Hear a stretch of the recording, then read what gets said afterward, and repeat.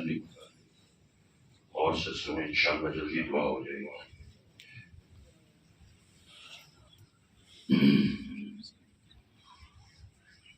روشنی پڑے کہ میں بات شروع کروں۔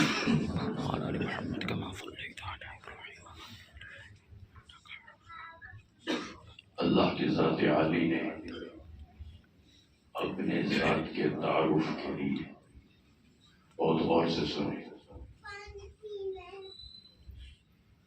اللہ کی ذات عالی نے، اللہ سبحانہ و تعالی نے اپنی ذات کے تعارف کے لیے انبیاء، رسول، پیغمبر بھیجے۔ یہ بھی ہو سکتا تھا کہ اللہ قادر ہیں، ہواؤں کو حکم دیتے اس میں سے اللہ اللہ کی ذاتی تعارف ہو جاتا۔ کوئی اور بھی ذریعے اختیار کر سکتے تھے اللہ کی ذات۔ وہ تو اسباب کو پیدا کرنے والی ذات ہے، کسی بھی سبب سے اپنا تعارف کرا دیتے، لیکن اللہ نے اپنے بندوں کو اپنا تعارف کرانے کے لیے ہم میں سے ہی انبیاء کو بھیجا۔ یہ میں نہیں کہہ رہا ہوں کہ ہم میں سے بھیجا، بلکہ خود اللہ نے ارشاد فرمایا من انفسہم، ایک جملہ ارشاد فرمایا اللہ کی ذات نے کہ تم میں سے بھیجا ہے۔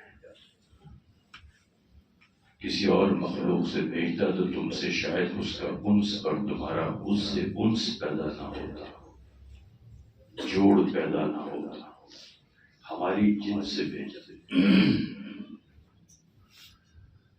ہر نبی، ہر پیغمبر، ہر رسول اپنی ذمہ داری کو نبھا کر پوری طرح سے، ہمارا عقیدہ ہے، ہمارا مسلک ہے، ہمارا مشرب ہے، ہر نبی، ہر پیغمبر، ہر رسول اپنی ذمہ داری کو پوری طرح سے نبھا کر دنیا سے گیا۔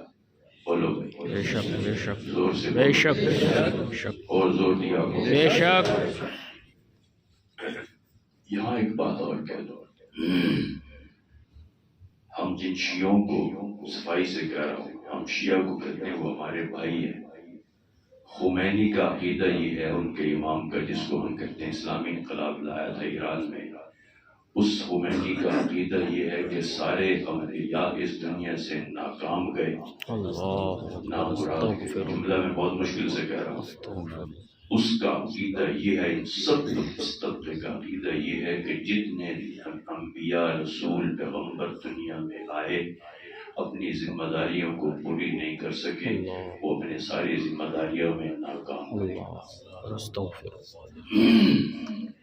اور پھر اس نے اتنی پر بس نہیں کی، پھر باقاعدہ کہا، اور آخر میں خود محمد رسول اللہ اپنی ذمہ داری میں ناکام ہوئے۔ یہی چھوٹا سا جملہ ہے کہ انبیاء اپنی ذمہ داریوں کو نبھا نہیں سکے، ناکام گئے، نامراد گئے، یہاں تک کہ خود رسول اللہ کی ذات پر یہ بہتان باندھا، وہ ناکام گئے۔ تو یہی ان کے کفر کے لیے کافی ہے، اور کوئی بات کہے نہ کہے۔ اور اہل سنت والجماعت کا عقیدہ اور مسلک بڑا ٹھوس اور واضح یہ ہے کہ ہر نبی، ہر رسول، ہر پیغمبر اللہ کی طرف سے جو ذمہ داری لے کر آئے، پوری طرح سے نبھا کر گئے۔ نہیں نبھا کر نہیں۔ ایک اور جملہ کہہ رہا ہوں، ایک بار آگے بڑھتا ہے، بلکہ خوب تر نبھائی ہے، بے شک، بے شک، نبھانے کا حق ادا ہے، بے شک۔ اب رہا یہ مسئلہ کہ ایک نبی 1000 سال زندہ رہا، بندے کتنے مسلمان ہوئے؟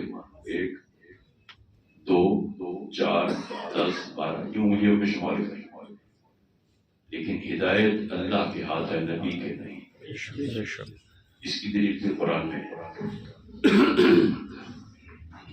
اللہ کی ذات نے اپنے محبوب کو جب پریشان دیکھا کہ حضور کی کیفیت یہ ہے کہ ہر ایک کے بارے میں چاہتے ہیں یہ جنتی ہو جائے، یہ جنت میں جائے، یہ جنت میں جائے، یہ گمراہ نہ ہو، یہ جنت میں جائے۔ جب حضور پر یہ کیفیت طاری ہوئی تو اللہ نے اپنے محبوب کو دلاسا دیا، محبوب پریشان تھی ورنہ ضرورت کوئی نہیں۔ ہدایت میرے ہاتھ دے جائے. سبحان اللہ بے شک زور دیا کیا کیا سبحان اللہ بے شک فرمایا میرے محبوب پریشان نہیں ہونا، آپ کا کام پہنچانا ہے، ختم ہو گئی، باقی دلوں کا زنگ اتارنا میرا کام ہے. بے شک بے شک بس آپ کا کام فقط پہنچا دینا. اس لیے ہم کہتے ہیں جس نبی نے 1000 سال گزارے، 2000 سال گزارے، میں کہتا ہوں ایک انسان کی اگر اس پر اس کی راہ اس کی لائن پر نہیں آیا، اس کے دین پر نہیں آیا، اللہ کی قسم اس نبی نے پھر بھی اپنا حق ادا پورا کیا. بے شک پھر ہمارے نبی کی تو بات ہی کیا ہے. سبحان اللہ سبحان اللہ 1400 سال سے اسی کا سکہ چل رہا ہے، اب بھی چلے گا اور قیامت میں بھی اسی کا سکہ بے شک سبحان اللہ بے شک سبحان اللہ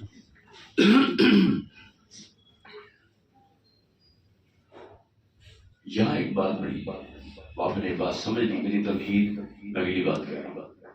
اللہ نے اپنے محبوب کو جب دنیا میں بعوث فرمایا، یعنی ہمارے آقا و مولا رحمت للعالمین، ہم سب کے دلوں کا سرور، آنکھوں کا چین، بے شک سبحان ختم نبوت کے تاجور، بے شک شاف روز محشر، یعنی خاتم النبیین. آپ بھی کہہ رہے ہیں خاتم النبیین آپ کی تجربوں کو نہیں آتا، آپ تو سیکھ لو. ہاں جی، خاتم النبیین یعنی حضرت محمد رسول صلی اللہ صلی علیہ اللہ وسلم علیہ وسلم کے ذات کو اللہ نے مبعوث فرمایا. تو جو ذمہ داریاں ذکر فرمائی اس میں ایک ذمہ داری کا جملہ ہے وَيُزَكِّيهِمْ، یہ تزکیے کے لیے آئے، ان کو بھیجا گیا. وَيُزَكِّيهِمْ، تزکیہ کیا ہے؟ سادے سے لفظوں میں کہہ دوں، میں چونکہ دیہاتی آدمی ہوں، میں پڑھے لکھا آدمی نہیں ہوں، پڑھے لکھے لوگ ہیں. بہت زیادہ سے لفظ یہ ہے کہ یہ میں نے اپنی مخلوق کے دلوں کو مانجنے کے لیے بھیجا ہے. جیسے ہم کسی برتن کو اندر سے مانجتے ہیں اور پھر ہم کہتے ہیں دیکھو یار کیسی منجائی بھی، کیسی صفائی ہے، کیسی چمک ہے. اللہ کے رسول کی ایک ذمہ داری یہ اللہ نے بتلائی کہ میرے محبوب لوگوں کے دلوں کا تزکیہ کرتے ہیں، تزکیہ کرتے ہیں، کریں گے. تزکیہ کیا ہے کہ دلوں کو کی صفائی. اب جب نبی کی ذمہ داری یہ کس نے لگائی؟ دلوں کی صفائی کی اللہ نے. اور پھر خود پیغمبر اللہ کا ایلچی ہوتا ہے، اس کا قاصد ہوتا ہے. ٹھیک ہو گیا؟ ذمہ داری لگانے والے کون ہیں؟ اللہ. اور اس ذمہ داری کو نبھانے کے لیے کون آئے؟ نبی، رسول، پیغمبر، اور بالخصوص پر امام الانبیاء. اور پھر ہمارا عقیدہ یہ ہے، اسی پر ہماری بخشش ہے کہ ہر نبی، ہر رسول، ہر پیغمبر اپنی ذمہ داری کو نبھا کر گیا اور نبھانے کا حق ادا کر گیا. بندہ ایک بھی مسلمان نہیں ہوا اس کی بدقسمتی ہے، لیکن نبی نے اپنی ذمہ داری پوری طرح سے نبھائی. ہم نے اس کو اپنا عقیدہ بنا لیا اور جان لیا کہ یہ عقیدہ ایسا عقیدہ ہے کہ اسی پر ہمارا خاتمہ حسن یعنی صحیح خاتمہ ہونا ہے. اس خلاف پر ہم جہنم کا ایندھن بنیں گے. اب اگلی بات، جب لوگ یہ کہتے ہیں کہ اصحاب رسول اہل بیت رسول کے صحابہ کے اخلاق ٹھیک نہیں تھے، تو میں ہمیشہ کہتا ہوں کہ صرف میں یہ کسی ایک انسان پر تنقید کر رہا ہوں، در حقیقت اس کی تنقید صرف اس کی ذات پر نہیں کر رہا کہ یار اس کے اخلاق ٹھیک نہیں ہوئے، اس کی عادات ٹھیک نہیں ہوئی، اس کے اطوار ٹھیک نہیں ہوئے، اس کو تو عبادت کا بھی پتہ نہیں ہے، اس کو تو یہ تمام تر بات ایک فرد کے لیے نہیں کہی جا رہی. در حقیقت یہ میری تنقید مجھ سے ہو کر پہنچتی ہے نبی تک، اور نبی کی ذات سے ہو کر پہنچتی ہے اللہ تک. اس لیے کہ اللہ نے فرمایا میں نے اس کو مبعوث اس لیے کیا کہ یہ لوگوں کے دلوں کا تزکیہ کرے گا. جب وہ تزکیہ اس نے کیا تو ان لوگوں میں تو خامیاں موجود رہ گئی بقول کافروں کے. تو جب خامیاں موجود رہ گئی اس کا مطلب ہے کہ نبی اپنی ذمہ داری کو نبھا نہیں سکا. تو نبی کا انتخاب کس کی طرف سے ہے؟ اللہ کی طرف سے ہے. تو انتخاب اللہ کا غلط ہوا. لیکن یہ تو سیدھی بات ہے. یہ انتخاب اللہ ہی نے غلط کیا کہ بندے کو ٹھیک نہیں بھیجا۔ جب میں نے یہ مان لیا کہ اللہ کے انتخاب ٹھیک نہیں تھا اور جس کو بھیجا ہے تزکیے کے لیے وہ بندہ صحیح طور پر اپنی ذمہ داری نہیں نبھا سکا، اصحاب رسول کے اخلاق، ادوار، عادات صحیح نہیں ہو سکے، تو اس کا مطلب میں یہ ثابت کر رہا ہوں اپنی باتوں سے، اپنے کہنے سے، اپنی عقیدے سے کہ یہ کمی در حقیقت نبی میں تھی اور نبی کو بھیجنے والا اللہ ہے، تو اس کا مطلب اللہ کے انتخاب غلط ہوا، جس اللہ کے انتخاب غلط ہو اللہ نہیں ہے، وہ صرف انتخابی نشان اللہ ہے۔ نہیں ایسے نہیں کہہ رہا، جب انتخاب خداوندی غلط ہے تو وہ بندوں کا، جس بندے کو بھیجا وہ بندہ ٹھیک نہیں ہے، اس نے ان کے اخلاق درست نہیں کیے، تو ظاہر ہے کہ وہ ساری معاملات پھر نبی پہ پڑ گیا، اور نبی پہ پڑ گیا تو پھر خود رسول اللہ کے انتخاب ہی غلط ہو گیا، تو اس کو ماننا پڑے گا۔ جب اس کو مان لیں گے کہ اس سب یہ سارے یہ پوری ترتیب ہی غلط ہے تو مسلمان کہاں سے رہیں گے؟ لہٰذا ماننا پڑے گا کہ ہر نبی نے اپنی ذمہ داری پوری کی۔ بے شک بے شک۔ اصحاب رسول کو صحبت ملی کس کی؟ نبی پاک صلی اللہ علیہ وسلم، رسول اللہ کی ذات عالیہ۔ جیسے میں نے عرض کیا کہ اللہ قادر تھے اپنی ذات کا تعارف کرانے کے لیے یہ بندوں کو کیوں بھیج دیا؟ وہ ہواؤں کو حکم دے دیتے، ہواؤں میں سے آواز آتی ہے اللہ ہے مان لو، تو ماننے والے پھر بھی مان لیتے۔ ہم نے اللہ کو کب دیکھا؟ بولو بھائی، کتنے نے دیکھا؟ لیکن رسول اللہ نے فرمایا اللہ نے ہم نے مان لیا۔ سبحان اللہ۔ ہم نے جب اس بات سے عقیدہ بنا لیا کہ نبی نے اپنی ذمہ داری پوری کی تو دو باتیں، اصحاب رسول میں کوئی خامی، کوئی کجی نہیں تھی، حضور کوئی خامی، کوئی کجی نہیں چھوڑ گئے۔ جو کہہ رہے ہیں وہ در حقیقت وہ جہنم کا ایندھن ہے، وہ کافر ہیں، وہ بالکل اینڈ ڈنگے کے چوٹ کافر، اس لیے کہ ان کو نبی کی ذات پر اعتماد نہیں، اور ہمیں اللہ کا شکر ہے کہ اس پر اعتماد ہے کہ نبی نے اپنی ذمہ داری پوری کی۔ ہر صحابی اخلاق میں بہت اعلیٰ تھا اس لیے کہ حضور کی صحبت پائی، اپنے اطوار میں بھی بہت اعلیٰ تھا اس لیے کہ حضور کی صحبت پائی۔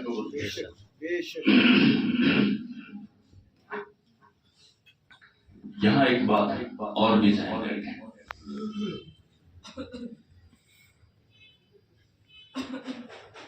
جو انسان،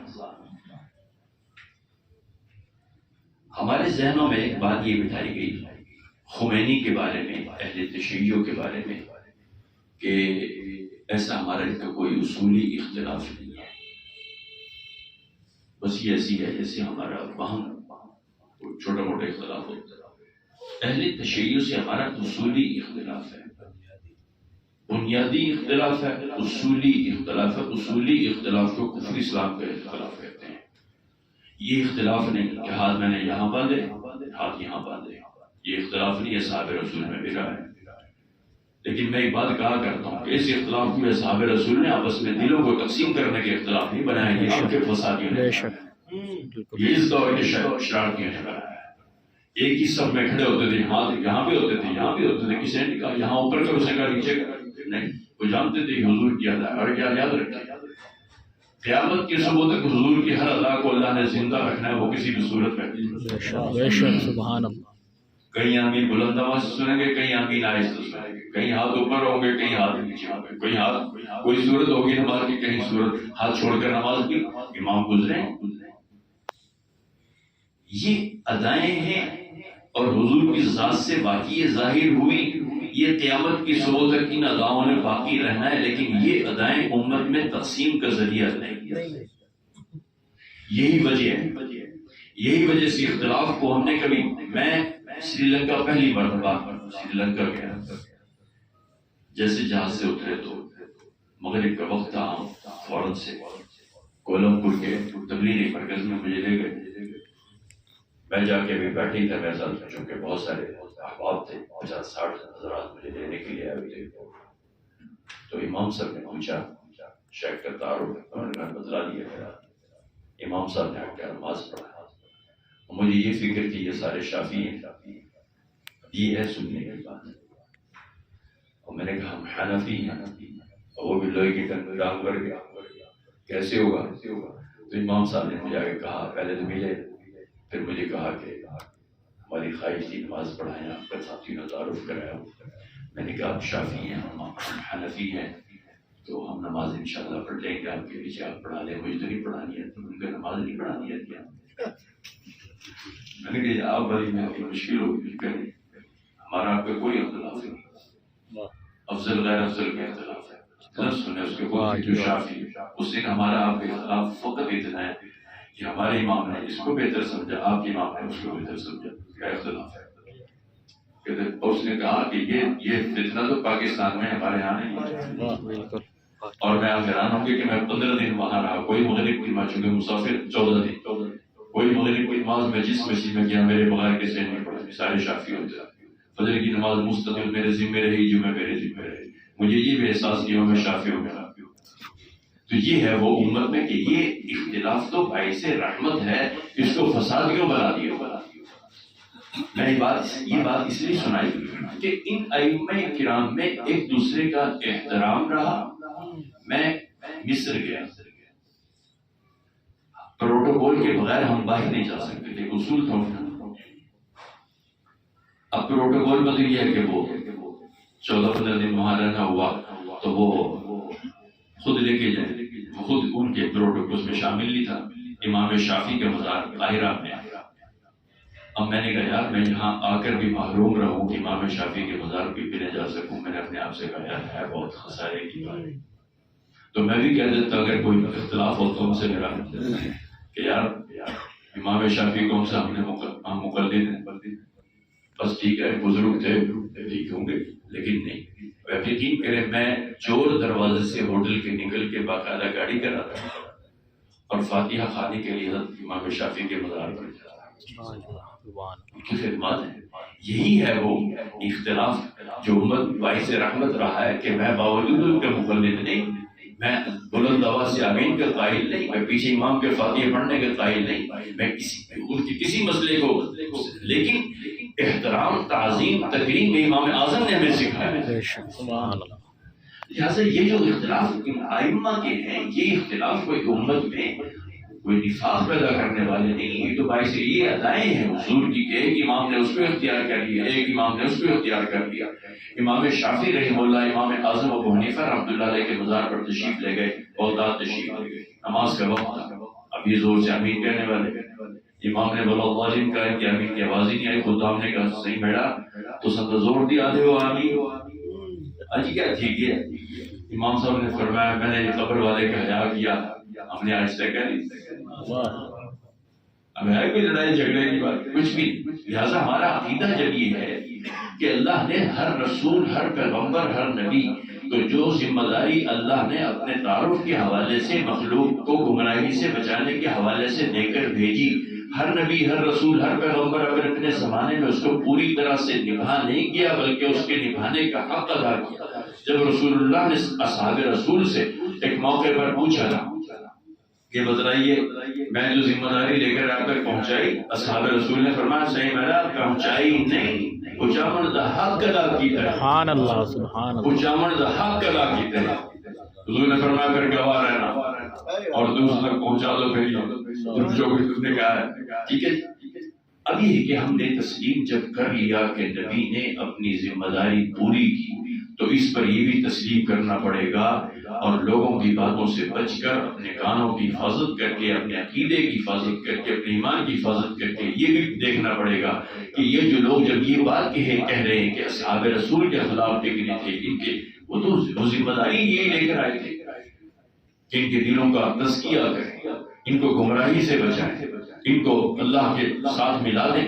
جب اس میں کمی رہی تو نبی کی تربیت میں کمی رہی، نبی کی تربیت میں کمی رہی تو نبی کا انتخاب تو اللہ نے کیا، لہٰذا اللہ کا انتخاب بھی غلط ہے، اور جب یہ میں مان لیے کہ اللہ کا انتخاب غلط ہے، نبی نے اپنی ذمہ داری پوری نہیں کی تو میں کافر ہوں۔ مسلمان کہاں سے آیا؟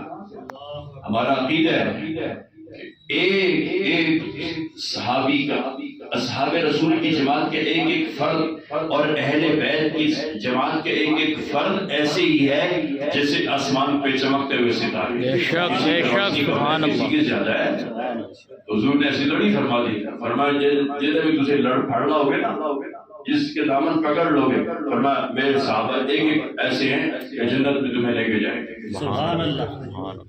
تو جب میں اس بات کا انکار کرتا ہوں کہ وہ ایسا نہیں ہو سکتا، یہ کیسے تو خود گمراہ ہے، تو اس کا مطلب ہے کہ نبی کی تربیت ٹھیک نہیں ہے۔ اور پھر خطبے میں آپ ایک حدیث سنتے ہیں، اللہ کے رسول صلی اللہ علیہ وسلم نے 3 مرتبہ ایک جملہ فرمایا تھا، اللہ اللہ اللہ ہی اصحابی، ڈرو اللہ سے، ڈرو اللہ سے، ڈرو اللہ سے میرے صحابہ کے بارے میں۔ کتنا عجیب جملہ ہے۔ پھر آگے جو بات فرمائی ہے وہ بہت عجیب ہے، سمجھنے والے کے لیے عجیب ہے اور کمینے کے لیے تو کوئی بھی بڑی سی بڑی بات کوئی عجیب نہیں ہے۔ سمجھنے والوں کے، جس کے دل میں ایمان کی تھوڑی سی گرمت ہے، چنگاری ہے، وہ اس بات کو سمجھتا ہے کہ اللہ کے رسول نے اگلی بار جملے فرمایا، دیکھ لے، جو انسان میرے صحابہ کی جماعت پر بھونکتا ہے، جو انسان میرے اصحاب رسول کو بکتا ہے، جو انسان میرے صحابہ میں کیڑے نکالتا ہے، ان پہ تنقید کرتا ہے، ان کی تنقید کرتا ہے، جان لو وہ در حقیقت ان کی تنقید نہیں کر رہا ہے، اس دیوس کے دل میں خود مجھے محمد کا کینہ ہے۔ یہ نہیں کہا جو مجھ پہ مرتا ہو بس میرا نام لیتا ہو، میرے جھنڈے اٹھا کے پھرتا رہو، صحابہ کو بے شک کوستا رہے، جنت جائے گا، نہیں فرمایا۔ فرمایا جان لو اصحاب رسول کو بھونکنے والا در حقیقت خود حضور کی ذات کو بھی ماننے والا نہیں ہے۔ اور پھر اگلی بات ہے ہماری، فرمایا جان لو، ایک بات یاد رکھو، وہ نبی فرمایا جو اصحاب رسول کی محبت سے اسے محبت کرتا ہے، جو ان کی عقیدت اپنے دل میں رکھتا ہے، جو ان سے مودت کرتا ہے، جو ان سے پیار کرتا ہے، جو ان کی عظمت اور ان کی توقیر کا قائل ہے، فرمایا در حقیقت اس کے دل میں مجھ محمد کی محبت ہے۔ اس محبت کی برکت سے، اس کے صدقے میں، اس کے وسیلے سے در حقیقت اس جماعت سے محبت کرتے ہیں۔